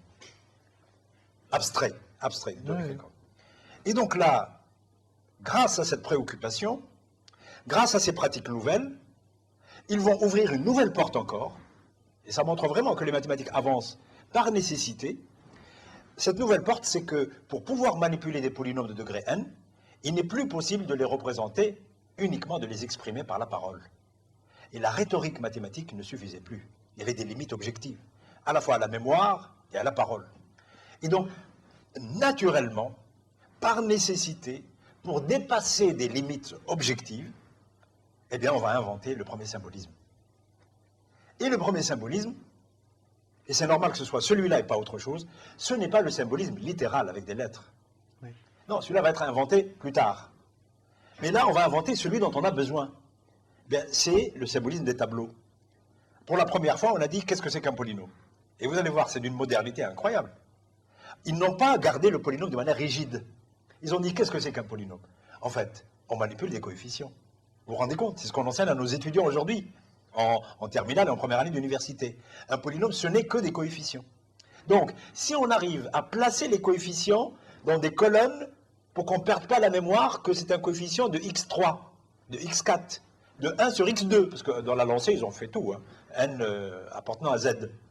Alors, puisque si on arrive à repérer leur position pour un polynôme donné, qu'on fait la même chose pour un deuxième polynôme, ben, la manipulation stricte des coefficients suffit pour avoir la manipulation sur les polynômes.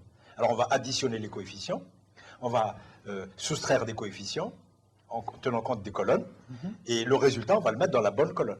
Pour l'addition, ça ne mange pas de pain, c'est la même colonne, la soustraction. Mais pour la multiplication, il faut savoir trouver un algorithme, et donc une règle, qu'on appellera plus tard la règle des puissances, qui fait que, quand vous prenez un coefficient de la colonne numéro 3, et vous multipliez par le coefficient de la colonne numéro 5, vous devez mettre le tout dans la colonne numéro 7.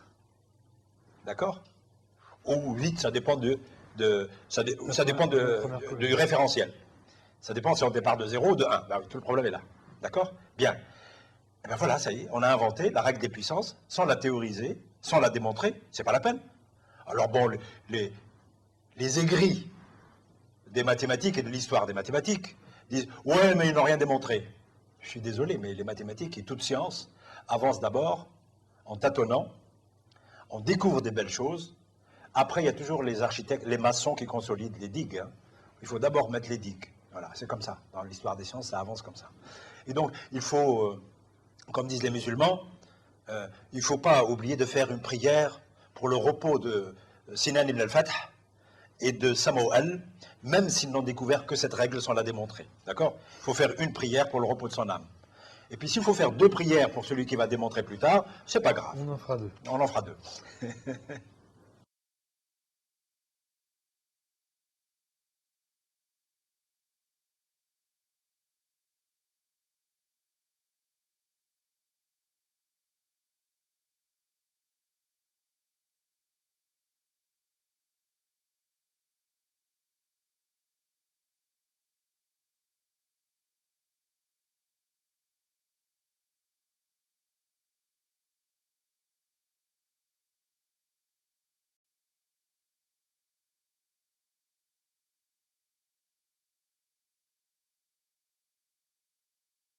Alors donc on voit comme l'algèbre finalement, le traité de l'Al-Khwarizmi est fécond.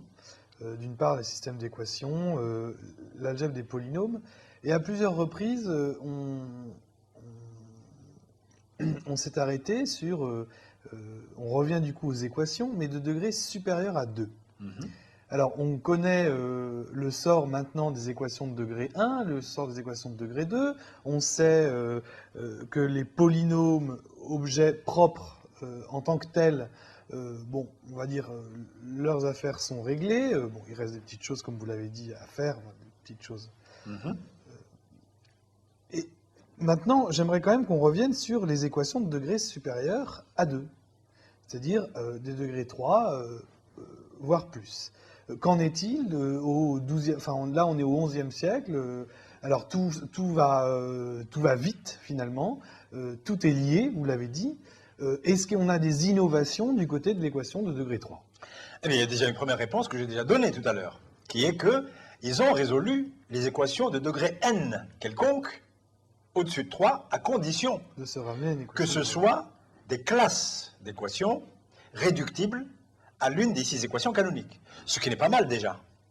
Et puis, ils sont tombés, en fait ils sont tombés bien avant, devant des équations qui ne sont pas réductibles à des équations de 3e degré. C'est arrivé dès le 9e siècle, figurez-vous. Et ce sont des jeunes chercheurs brillants, bons élèves d'Al-Khwarizmi. Et quand on est bon élève d'un premier théoricien, on est piégé. Parce que vous savez, quand on est l'élève du maître, il faut savoir dépasser le maître. Il faut pouvoir le dépasser aussi. Donc là, c'est très délicat. Donc en général, on le suit. On est très content de le suivre. On est dans son sillage, on est protégé. C'est déjà bien. C'est déjà bien. Mais parfois, il faut le dépasser, sinon on étouffe. D'abord, c'est le maître qui étouffe l'élève. Ça, c'est juste une petite parenthèse. Alors donc, il y a un grand mathématicien, qui était jeune à l'époque, qui s'appelle Al-Mahani, d'origine persane, mort vers 888, qui s'est posé une question. Il s'est dit, mais ces outils-là sont fantastiques. C'est vraiment de nouveaux outils. Bon, ils servent pour les héritages, ils servent pour les transactions commerciales, etc. Et pourquoi ils ne serviraient pas pour les problèmes théoriques des mathématiques? Pourquoi les mathématiques sont là juste pour résoudre les problèmes de la vie de tous les jours? Et puisqu'on a forgé, là il a compris qu'on a forgé des outils théoriques, est-ce qu'ils peuvent servir à résoudre des problèmes de la communauté scientifique? Alors, où est-ce qu'on va les chercher? Eh bien, il s'est souvenu qu'il y a des problèmes chez les Grecs qui n'étaient pas résolus convenablement. Et alors il va chercher, comme il était brillant, et il trouve une proposition, qui est la proposition 4 du livre 2 de la sphère et du cylindre. un livre très important d'Archimède. Et Archimède, c'est pas n'importe qui. Et Archimède, dans cette proposition, elle existe, hein, on peut vérifier ce que je vais raconter. Hein, bon. Et il dit, pour démontrer cette proposition, qui consiste à couper une sphère en deux morceaux, tel que le rapport des deux volumes, des volumes des deux morceaux, soit égal à une constante donnée.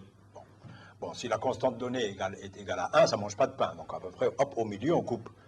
2/3, ça peut aller, mais quand c'est racine de 2, allez toujours, vous pouvez toujours courir. D'accord? Bien, même maintenant d'ailleurs. Et alors, qu'est-ce qu'il a fait? Ben, il a dit, voilà, j'ai fait l'analyse, etc., etc. J'ai besoin d'un lemme, et si le lemme est démontré, C'est gagné. automatiquement c'est gagné. Et effectivement, il dit, je vais vous montrer, dès que le lemme est démontré, alors voilà comment on fait, tac, tac, tac, tac, tac, tac, et c'est merveilleux, il démontre rigoureusement. Et puis il dit, quant au lemme, bon, ben je le démontrerai à la fin du livre. J'invente pas, hein. Bien.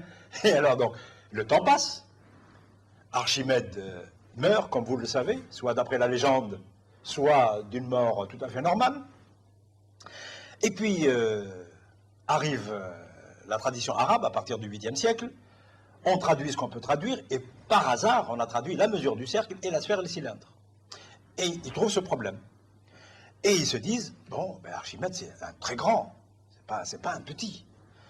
Et donc, s'il a dit qu'il allait démontrer, c'est que c'est dans le livre. Alors, ils cherchent dans le livre, et à la fin, ils ne trouvent rien.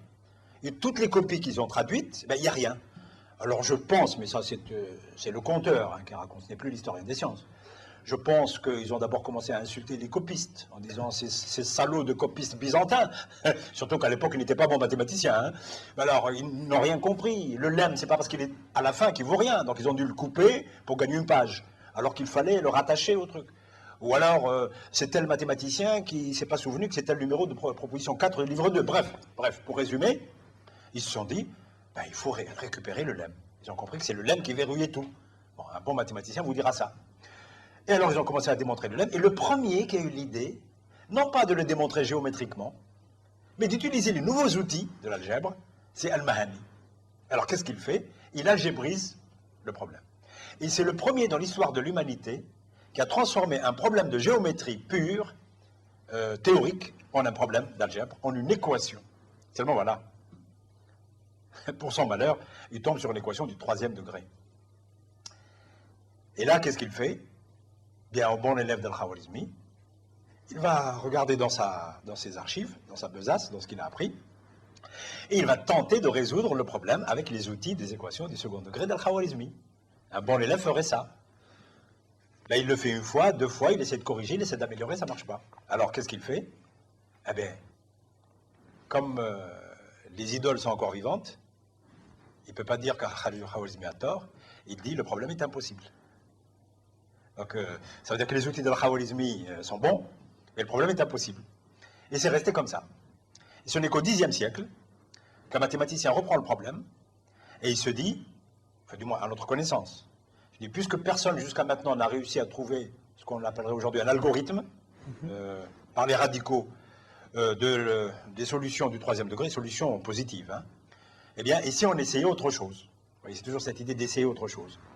Alors, comme ils avaient traduit au 8e siècle les coniques d'Apollonius, alors ils se sont dit, et si on utilisait les paraboles, les hyperboles, les cercles, etc., les ellipses, et c'est comme ça qu'une nouvelle tradition a été inaugurée par des mathématiciens qui ne sont pas très connus. Il y a Al-Quhi au 10e siècle, il y a Abul-Joud au 11e siècle, il y a Ibn al-Haytham au 11e siècle. Chacun a résolu une équation du 3e degré. Pourquoi je dis chacun une équation? Parce que comme tous les coefficients étaient positifs chez Al-Khwarizmi, pour les équations du 2e degré, et même pour les équations de degré quelconque, les Arabes ne travaillaient qu'avec des équations, avec des coefficients positifs. Donc, il y a 25 équations de degré inférieur ou égal à 3. Voilà, c'est dû à ça, c'est tout. On n'a qu'à le tester, hein, c'est un problème de combinatoire. Et alors donc, chacun a résolu une équation. Mais il y en avait au moins 16 ou 17 de degré 3, exactement, qui ne sont pas réductibles aux équations du 2e degré, parce qu'il y en a qui sont réductibles aux équations du 3e degré, du 2e degré, pardon. Bref, on a commencé à sentir que là, il y avait anguille sous roche. Que certaines équations du 3e degré, elles avaient toutes besoin, comme par hasard, de trouver la bonne hyperbole, ou la bonne parabole, ou le bon cercle, ça, comment le trouver, c'est notre problème, pour que si on coupait ces courbes, eh bien, ce qu'on appelle l'abscisse aujourd'hui donnait exactement la solution de l'équation. Alors d'abord, on a trouvé les solutions, d'une manière occasionnelle, localisée, et puis ensuite on a compris, senti le lien. Et vient un mathématicien, un grand, qui s'appelle Omar al-Khayyam, qui est mort en 1131, et qui, connaissant toute l'histoire des échecs des équations du troisième degré, entre parenthèses, je signale aux collègues professeurs de mathématiques et aux étudiants qui vont regarder ce site, que l'histoire des mathématiques est utile aussi pour faire de la recherche. Omar Khayyam a été un excellent historien des mathématiques. C'est parce qu'il était au courant de toute l'histoire de ce problème qu'il a compris qu'il ne fallait pas faire comme ceci ou comme cela, qu'il n'a pas répété les échecs. Et aujourd'hui, on invite beaucoup les professeurs à former les futurs chercheurs avec une connaissance de l'histoire de la discipline qu'ils vont traiter. Et donc l'histoire des sciences, ce n'est pas seulement pour empêcher les élèves de ne pas faire la sieste l'après-midi dans les collèges et les lycées. Et pour les amuser, pour leur faire aimer les mathématiques. Ça, c'est ce qu'on dit dans les ministères. Voilà. De toute la terre entière. C'est essentiellement pour contextualiser les problèmes de mathématiques dans leur histoire et dans les problématiques qui ont été posées. Voilà. Et donc, pour finir cette histoire, j'ai été un peu long et je m'en excuse. Eh bien, Omar Khayyam, c'est le premier qui va faire la théorie complète, on appelle ça la théorie géométrique des équations cubiques, mais à partir de tout ce qu'ont fait ses prédécesseurs, qu'il cite d'ailleurs scrupuleusement au début de son livre que j'ai publié avec un collègue du CNRS il y a 20 ans déjà, et qui s'appelle « L'œuvre algébrique de Omar al-Khayyam ».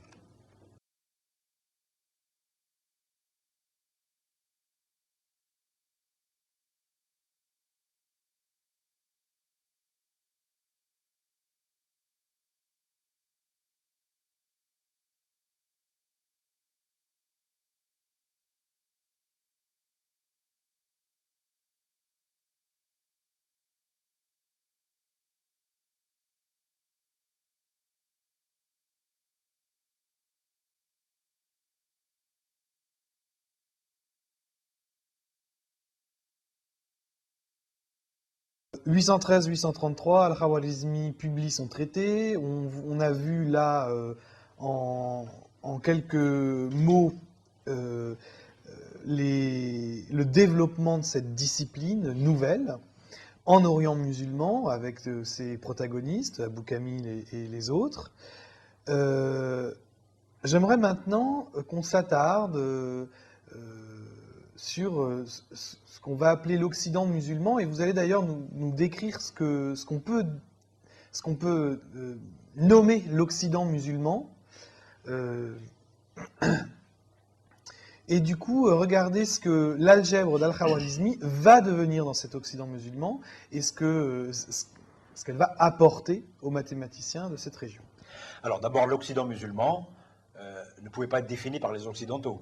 Ce sont les Orientaux qui vont dire l'Occident musulman, c'est toute la région de l'Empire musulman qui va de la Sicile, en Méditerranée, de la Cyrénaïque en Libye, aujourd'hui, jusqu'à l'Atlantique. Et donc, évidemment, avec l'Andalus compris, Andalus étant la dénomination de la région sous contrôle musulman depuis les fameuses conquêtes dirigées par Tariq ibn Ziyad, qui a donné son nom à Gibraltar d'ailleurs, et qui ont eu lieu en 711. Et donc, on peut considérer que c'est l'Espagne musulmane, tout le Maghreb, plus tard avec une mouvance subsaharienne jusqu'à Tombouctou, plus tard, à partir du XIe siècle, et puis la Sicile, qui va être un foyer de mathématiques très important, même si on n'a pas de documents qui nous sont parvenus de cette région, mais on a uniquement des témoignages, et puis tout le Maghreb au sens d'aujourd'hui, c'est-à-dire de la Libye, l'Égypte n'est pas comprise, hein, oui. De la Libye jusqu'à l'Atlantique, jusqu'à l'océan Atlantique. Voilà. Et donc, cette région va très vite être intégrée par les conquêtes, puis ensuite par le réseau économique qui est basé sur le commerce international à grand rayon d'action, va être intégrée à l'économie de l'Empire, à la politique de l'Empire, etc. Elle va participer à toutes les luttes idéologiques et elle va participer aussi à l'aventure scientifique. Donc vous venez de décrire l'Occident musulman, c'est encore un vaste territoire. L'algèbre d'Al-Khawarizmi va probablement, enfin je vous laisserai le dire, arriver dans les milieux scientifiques de ce territoire. Qu'est-ce qu'on va en faire? Qu'est-ce qu'elle va apporter de nouveau? Comment on va la développer dans ce territoire? Alors, la question est difficile, parce que là, les recherches déjà sur l'histoire des activités mathématiques dans cette région de l'Occident musulman sont relativement récentes. Elles ont à peu près 30 ans. C'est très récent. Et donc, nous sommes tributaires de la découverte d'exhumations de documents. Et donc, il y a à peine 20 ans, on ne savait pratiquement rien sur l'histoire des activités algébriques en Occident musulman. Je le dis bien, j'insiste, il y a 20 ans. Bien. Et il faut bien dire qu'il y a 20 ans, on ne connaissait, tenez-vous bien, qu'un seul texte qui évoque l'algèbre, deux textes, pardon, qui évoquent l'algèbre, et qui étaient des textes d'ailleurs dans leur version, l'un version latine et l'autre version hébraïque. Aucun texte en arabe. Et ce sont des textes donc originaires de l'Espagne musulmane. Pour le Maghreb, on n'avait strictement rien, à part un chapitre dans un manuel du XIVe siècle. Et donc, depuis 20 ans, il y a eu des progrès. Voilà. Alors, quel est le résultat de ces recherches? Eh bien, grosso modo, on ne connaît pas le début de l'activité algébrique en Occident musulman. Ça se perd dans la perte des documents. Par contre, à partir du Xe siècle, il y a des témoignages de textes qui nous laissent supposer qu'on connaissait l'algèbre, Xe, XIe siècle. Ce sont d'abord le fameux livre d'Ibn Abdoun qui concerne le mesurage, qui concerne donc l'arpentage, mais qui résout des problèmes de surface, etc., en utilisant des algorithmes algébriques que l'on pourrait écrire aujourd'hui sous forme d'équations du second degré.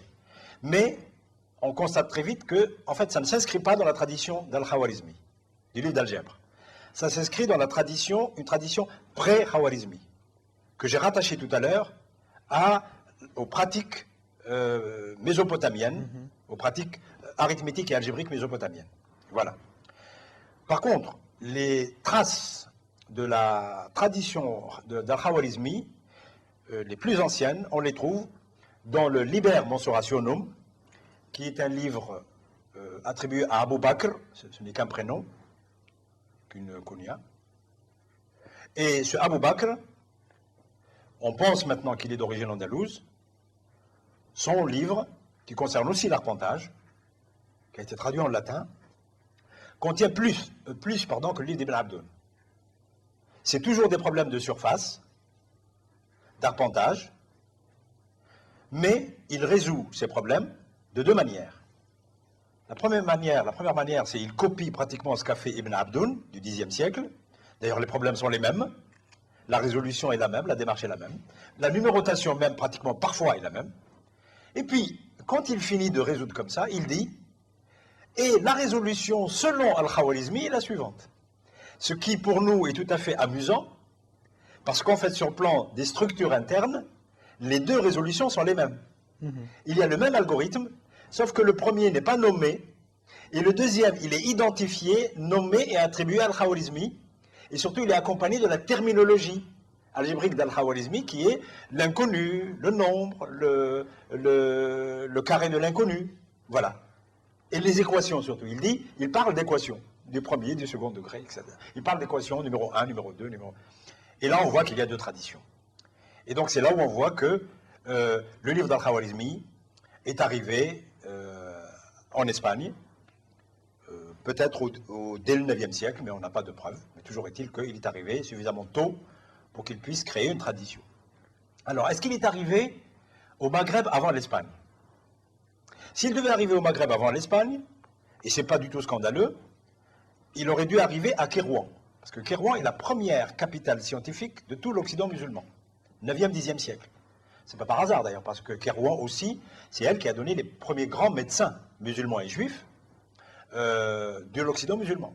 À tel point que les premiers ouvrages latins de médecine ne sont que des traductions d'ouvrages de médecins de Kérouan, de médecins de Bagdad, Alors pourquoi mettre quand même les médecins de Kérouan au même niveau que les médecins de Bagdad et qu'on les traduise à Salerne, c'est Constantin l'Africain qui l'a fait, c'est que vraiment c'était une école de médecine importante, ça c'est reconnu. Il y a Ibn Imran, il y a Ibn al-Jazzar, ce sont de grands médecins. Bien. Donc on peut penser qu'il y avait une tradition mathématique puissante. Malheureusement, nous avons des témoignages, nous avons même des titres d'ouvrages, mais nous n'avons aucun titre d'ouvrage d'algèbre, et nous n'avons aucun témoignage disant « ce monsieur était algébriste », comme on le sait pour l'Orient et comme on va le savoir plus tard pour l'Espagne et le Maghreb. Donc on peut supposer que l'algèbre a quand même circulé à Kérouan. Pourquoi? Parce qu'on sait que le livre de la science du calcul d'Al-Khwarizmi a sûrement circulé à Kérouan. Pourquoi? Parce que dès le IXe siècle, on a le nom d'un mathématicien qui a écrit le premier livre sur le calcul indien sur la terre maghrébine. Ça, on le sait. Et le livre s'appelle « Livre sur le calcul indien ». Et il est attribué à ce maghrébin. C'est un juif de Kérouan. C'est intéressant. Donc ça veut dire qu'il est tout à fait concevable que le premier livre d'algèbre, la première copie d'Al-Khwarizmi, soit arrivé à Kérouan. Et comme c'est Kérouan qui, à l'époque, au IXe siècle, alimentait tout l'Occident musulman, donc on peut penser que dès le IXe, il y avait quand même ce livre-là. Alors, ce dont on est sûr maintenant, c'est qu'à partir de la fin du XIe siècle, début du XIIe, nous avons des preuves flagrantes que le livre d'Al-Khwarizmi et le livre d'Abou Kamil lui-même étaient en Espagne musulmane. Quelle est la preuve? Eh bien, la preuve, c'est tout simplement, c'est qu'ils vont être traduits en latin à partir du début du XIIe siècle. Voilà. Et même mieux, au début du XIIe siècle, il y a des citations, des références explicites, même dans un ouvrage latin, écrit en latin, pas des traductions. C'est celui qu'on appelle le Liber Mahamalet, qui est attribué à Jean de Séville, mais qui pour le moment est anonyme, parce qu'on est prudent. Eh bien, ce livre se réfère explicitement au livre d'Al-Khwarizmi et au livre d'Abou Kamil. Bien. Comme il a été écrit au début du XIIe siècle, donc on peut penser qu'au XIe siècle, le livre d'Abou Kamil existait, était connu, etc. Il n'y a pas de problème. Bien. Et puis il y a d'autres références plus tard. Au XIIIe siècle, XIIe, XIIIe, nous avons le premier livre d'algèbre écrit en Occident musulman et qui nous soit parvenu dans sa langue d'origine, qui est l'arabe. C'est le livre qu'on appelle l'abrégé de l'algèbre d'Ibn Badr, qui a été publié par Sanchez Pérez dans les années 30. Et donc ce livre, nous avons une copie. Alors nous l'analysons, nous l'avons analysé. C'est la tradition d'Al-Khwarizmi et d'Abou Kamil qui ont été évoquées longuement avant. Et donc se pose la question, comme nous avons parlé longuement de la tradition d'Al-Karaji, des systèmes d'équations, de Samo'al, des polynômes, de Omar Khayyam, des troisième degrés, est-ce que ces traditions ont circulé? Eh bien, jusqu'à maintenant, la question reste ouverte. Au vu des documents qui nous sont parvenus, nous ne pouvons pas affirmer que telle ou telle contribution algébrique de haut niveau d'Orient soit parvenue et a été enseignée en Espagne et au Maghreb. Ça, pour le moment, dans l'état actuel de la recherche, il faut être prudent. Par contre, il y a des prolongements de l'algèbre en Occident musulman, mais qui se raccrochent aux deux traditions d'Al-Khwarizmi et d'Abou Kamil. Donc des prolongements distincts de ceux qu'on a décrits en Orient musulman. Ils ne sont pas distincts, justement, ça pose un problème, parce qu'il y a plus, parfois, qu'Al-Khwarizmi et Abou Kamil, à tel point qu'on se demande, il y a même des choses qui ressemblent à ce qui a été fait chez le Karaji, à tel point qu'on se demande, est-ce qu'il n'y a pas développement autonome en Espagne musulmane, à partir d'un acquis d'un socle, qui est Al-Khwarizmi et Abou Kamil. Il y a eu un développement autonome en Orient, un développement autonome en Occident musulman. Sauf que pour l'Occident musulman, bien, les textes sont perdus, ou alors le développement a atteint un certain niveau. En Orient, le niveau a été beaucoup plus élevé. C'est possible. Tout est possible compte tenu de notre ignorance des documents. Bien. On peut aussi dire, c'est uniquement le résultat de la circulation de ce qu'ont fait les écoles d'Orient, et puis pour le moment, nous avons un problème de source. Bien. Alors on laisse la question ouverte. Par contre, ce qu'il va y avoir comme innovation, c'est que c'est en Occident musulman, probablement à Séville, ou peut-être au Maghreb, carrément, qu'il y a apparition du symbolisme littéral. Ça, on en est sûr. On ne le trouve pas en Orient. J'ai évoqué le symbolisme des tableaux, mais le symbolisme littéral, c'est de pouvoir représenter X par une lettre, X2 par une lettre, X3 par une autre lettre, etc. De représenter les équations par une écriture totalement symbolique. Voilà. Et ça, donc, le téléspectateur ou disons comment, je ne sais pas comment, l'internaute peut très bien regarder ce que je dis, c'est illustré par des images, hein, des manuscrits, il n'y a pas de problème, c'est indiscutable. Donc on peut considérer que l'innovation la moins contestée dans l'Occident musulman, c'est l'apparition d'un ensemble de symboles, totalement complet d'ailleurs, dont on ne connaît pas les auteurs ni les origines, qui vont permettre d'exprimer complètement, disons, les objets de l'algèbre, les outils de l'algèbre, et même qui permettent la résolution complète d'un problème, complètement sous forme de symbolisme, comme on le ferait aujourd'hui. Comme on le fera aujourd'hui. Voilà. Alors, il y a une question qui s'est posée lorsqu'on a découvert un manuscrit du XVe siècle, qui a peut-être été publié au XIVe siècle. Nous avons une copie à Tunis. C'est un mathématicien de Tunis, qui s'appelle Al-Qatarawani, et qui... c'est le seul document qui contient la manipulation des polynômes, comme l'avait fait Samohal. Et on s'est posé la question, est-ce que c'est des séquelles d'une tradition occidentale qui s'est développée parallèlement, de manière indépendante, au développement oriental que j'ai déjà évoqué, ou est-ce que c'est tout simplement le résultat d'une circulation des pratiques donc, de l'Orient musulman, et qui est passée à ce moment-là par la route terrestre marchande, le Caire, puis ensuite Kairouan. Pour le moment, personnellement, parce que c'est moi qui ai découvert le premier sur manuscrit, je penche vers l'hypothèse de la circulation du savoir-faire polynomial d'Orient. Sous forme de tableau? Justement, ma question est pertinente. Il y a quand même une appropriation de ce savoir d'Orient par les Occidentaux. Le monsieur qui va enseigner les polynômes à Tunis ne va pas les enseigner avec les tableaux. Et donc, il va se mouler au nouvel apport occidental. Il va exprimer les polynômes pour la première fois dans l'histoire par ce qu'on appelle le symbolisme littéral qui existait déjà, puisque lui est du XIVe siècle, et le symbolisme, nous le connaissons, est utilisé déjà dès la fin du XIIe siècle. Et donc là, on voit bien, effectivement, une sorte de mixage de deux traditions régionales d'un même empire et d'une même civilisation. Voilà. Très bien. Merci beaucoup, Ahmed.